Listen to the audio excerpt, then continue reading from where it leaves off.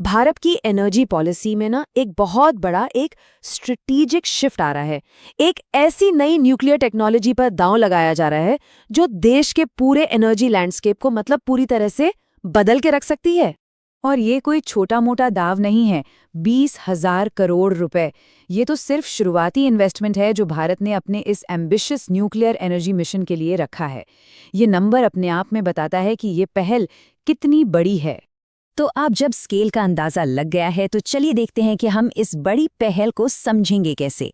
हम इसे इन 5 हिस्सों में एक एक करके देखेंगे। ठीक है, तो शुरू करते हैं पहले हिस्से से और देखते हैं कि भारत ने अपने न्यूक्लियर फ्यूचर के लिए क्या एम्बिशियस लक्ष्य तय किए हैं। देखिए, ये सिर्फ कोई दूर का सपना नहीं है, ये एक ठोस प्लान है जिसकी शॉर्ट टर्म और लॉन्ग टर्म दोनों तरह के लक्ष्य तय हैं। सोचिए, 2033 तक 5 देसी रिएक्टर चालू करने हैं और 2047 तक तो न्यूक्लियर एनर्जी को 10 गुना तक बढ़ाना है। मतलब रफ्तार काफी तेज रहने वाली है। तो सवाल ये है कि इस मल्टी बिलियन रुपए के प्लान के सेंटर में आखिर टेक्नोलॉजी कौन सी है। चलिए इसे थोड़ा आसान भाषा में समझते हैं। तो ये जो छोटे मॉड्यूलर रिएक्टर हैं या एसएमआरस, ये पारंपरिक रिएक्टरों से अलग कैसे हैं? अच्छा, इसको ऐसे समझिए, जो पारंपरिक रिएक्टर होते हैं ना, वो एक कस्टम बिल्ट गाड़ी की तरह हैं, जिसे साइट पर ही एक एक पुर्जा जोड़कर बनाया जाता है। वहीं दूसरी तरफ एसएमआरस ये फैक्ट्री में बनने वाली कारों की तरह हैं। इनके पार्ट्स फैक्ट्री में बड़े पैमाने पर बनते हैं और फिर साइट पर लाकर बस उन्हें असेंबल कर दिया जाता है। और यही तो मॉड्यूलर होने का सबसे बड़ा फायदा है। तो ये जो शब्द है मॉड्यूलैरिटी, इसका असल में मतलब क्या है? इसका मतलब है कि कंस्ट्रक्शन बहुत तेज होता है क्योंकि सारे हिस्से एक साथ फैक्ट्री में बन रहे होते हैं। इसका ये भी मतलब है कि लागत कम आती है क्योंकि जब आप कोई चीज़ बड़े पैमाने पर बनाते हैं तो वो सस्ती पड़ती है। और सबसे बड़ी बात, स्केलेबिलिटी, यानी जैसे जैसे एनर्जी की डिमांड बढ़े आप एक एक करके और रिएक्टर जोड़ते जा सकते हैं। अब देखिए, कोई भी न्यूक्लियर रिएक्टर तभी काम करता है जब वो क्रिटिकलिटी की स्टेट तक पहुंच जाए। आसान भाषा में कहें तो ये वो पॉइंट है जहां न्यूक्लियर फ्यूल एक सेल्फ सस्टेनिंग चेन रिएक्शन शुरू कर देता है। बस इसी कंट्रोल्ड रिएक्शन से गर्मी पैदा होती है और यही गर्मी पानी को भाप बनाती है जो टरबाइन घुमाकर बिजली पैदा करती है। ठीक है, तो अब हम ये तो समझ गए कि एसएमआरएस क्या है। अब ये देखते हैं कि आखिर भारत इन छोटे रिएक्टर्स को अपनी एनर्जी की चुनौतियों का इतना बड़ा सोल्यूशन क्यों मान रहा है। ये चार्ट कहानी का एक बहुत बड़ा हिस्सा बताता है। भारत की लगभग आधी बिजली, सोचिए 47% कोयले से आती है। कोयले पर इतनी ज्यादा निर्भरता का मतलब है कि हमें एक लो कार्बन विकल्प की सख्त जरूरत है और यहीं पर एसएमआरस की एंट्री होती है। तो सबसे मजे की बात यह है कि एसएमआरस भारत की कुछ सबसे बड़ी मुश्किलों का सीधा सीधा हल निकालते हैं। जैसे पुराने कोयला प्लांट को बंद करने की बजाय उन्हीं की जमीन और ट्रांसमिशन लाइनों का इस्तेमाल एसएमआरस के लिए हो सकता है। आजकल एआई और डेटा सेंटर्स को जो बेहिसाब बिजली चाहिए वो इन्हें मिल सकती है। और तो और दूर दराज के इलाकों को भी ग्रिड से अलग अपनी बिजली मिल सकती है। और बात सिर्फ बिजली बनाने तक ही सीमित नहीं है।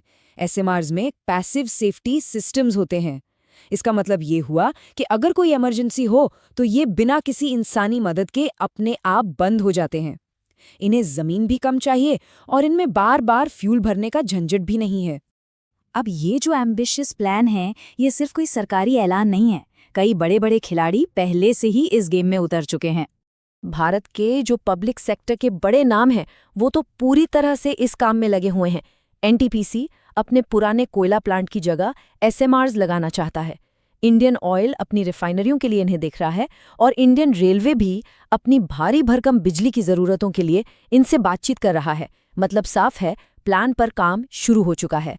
लेकिन देखिए, इतने बड़े स्केल पर काम करने और लागत को नीचे लाने के लिए सरकार एक बहुत बड़ा पॉलिसी चेंज कर रही है। वो पुराने कानूनों में बदलाव कर रही है ताकि टाटा पावर और अदानी ग्रुप जैसी प्राइवेट कंपनियां भी इस फील्ड में आ सकें। और ये भारत के न्यूक्लियर प्रोग्राम के लिए एक हिस्टोरिक कदम है। और हाँ, भारत ये सब अकेले नहीं कर रहा है, ये एक ग्लोबल पहल है। अमेरिका, फ्रांस और रूस जैसे देशों के साथ टेक्नोलॉजी, को डेवलपमेंट और एक्सपर्टीज के लिए पार्टनरशिप हो रही है। और ये ग्लोबल सहयोग भारत के एसएमआर लक्ष्यों को तेजी से पूरा करने के लिए बहुत जरूरी है। तो अभी तक तो तस्वीर काफी अच्छी लग रही है ना? लेकिन एक बैलेंस्ड व्यू के लिए ये समझना भी जरूरी है कि इस प्लान को कामयाब बनाने के रास्ते में कौन कौन सी बड़ी रुकावटें हैं जिन्हें भारत को पार करना होगा। और ये चार्ट सबसे बड़ी चुनौती को बिल्कुल साफ कर देता है, और वो है लागत। 2023 में न्यूक्लियर पावर की लागत थी करीब $110 प्रति मेगावाट घंटा।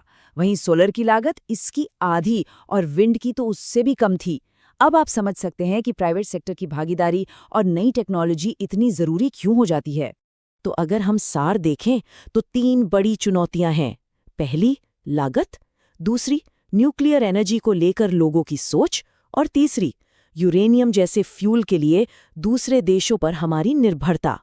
इस एम्बिशियस प्लान की कामयाबी के लिए इन तीनों ही मुद्दों से निपटना होगा। तो सवाल उठता है कि भारत इस लागत वाली पहेली को सुलझाएगा कैसे? जाने माने nuclear scientist doctor Anil Kakodkar का ये कोट एक रास्ता दिखाता है। वो कहते हैं कि भारत को अपनी जो मौजूदा ताकत है, जैसे कि PHWR टेक्नोलॉजी में हमारी जो महारत है, उसका फायदा उठाना चाहिए और इसे प्राइवेट सेक्टर के साथ मिलकर इस्तेमाल करना चाहिए ताकि काम में तेजी लाई जा सके। तो आखिर में सवाल यही बचता है, दांव पर बहुत कुछ लगा है, चुनौतियां भी असली हैं, लेकिन संभावनाएं भी उतनी ही बड़ी हैं। क्या ये छोटे रिएक्टर्स भारत के एनर्जी फ्यूचर के लिए वो बड़ी छलांग साबित होंगे जिसकी हमें जरूरत है? भारत का भविष्य शायद इसी सवाल के जवाब पर टिका है।